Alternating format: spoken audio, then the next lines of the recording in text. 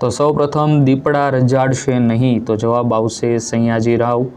એ લુખો રોટલો ખાતી નથી, તો જવાબ આવશે અમૃત કાકી. હાલો હુંય લાપસીનું આંધણ મૂકું, તો જવાબ આવશે કાશી.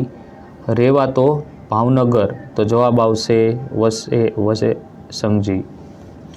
ત્યાર પછી આપેલા વિકલ્પમાંથી યોગ્ય વિકલ્પ પસંદ કરી અને ખાલી જગ્યા પૂરો. દરેકનો 1 ગુણ રહેશે. જો મિત્રો તમે ચેનલમાં નવા હોય અને હજી સુધી ચેનલને સબસ્ક્રાઇબ ના કરી હોય તો સૌપ્રથમ ચેનલને સબસ્ક્રાઇબ કરી બેલ આઇકન પર ક્લિક કરો, જેથી કરી નવા વિડીયો અપલોડ થાય તો તરત જ તમને નોટિફિકેશન મળી રહે.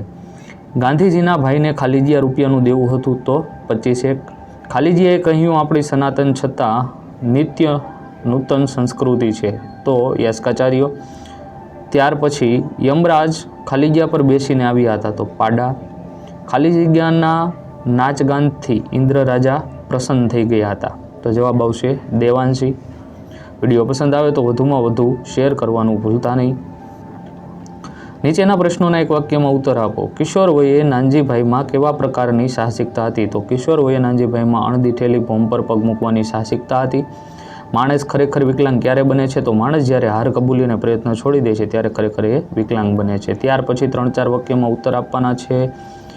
અહીંયા કોઈ પણ એક પ્રશ્ન લખવાનો છે, જેમાં તમારે 4 માર્ક રહેશે. એમાં એકની અંદર 2 પ્રશ્નો હશે.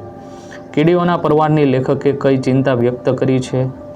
અને બીજો ક્વેશ્ચન છે, દવાખાનામાં મંગુને જે ઓરડામાં રાખવાની હતી તે ઓરડો અમૃત કાકી શા માટે જોવા માગતા હતા? જો આ બંને ક્વેશ્ચન્સ ના આવડતા હોય અને એના અથવામાં પણ તમને 2 ક્વેશ્ચન્સ ઓલરેડી આપેલા છે કે ગાંધીજીએ આપઘાતની વાત ભૂલી જવાનું કેમ નક્કી કર્યું, બરાબર. ત્યાર પછી નીચે આપેલા 8-10 વાક્યમાં આપણે જે પ્રશ્નો આપેલા છે એમના મુદ્દાસર ઉત્તર આપવાના છે, જેમાં 2 પ્રશ્નો હશે. દરેકનો 3 ગુણ હશે. ટોટલ 6 ગુણનો આ પ્રશ્નો રહેશે.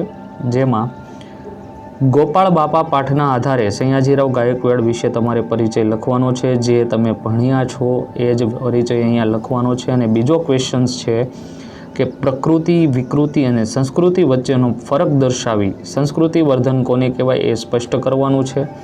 જો મિત્રો તમે ચેનલમાં નવા હોય અને હજી સુધી સબસ્ક્રાઇબ ના કરી હોય તો બેલ આઇકન પર ક્લિક કરી ચેનલને સબસ્ક્રાઇબ કરો. જો કંઈ પ્રશ્ન હોય તો ડાઉટ હોય તો કોમેન્ટ કરો.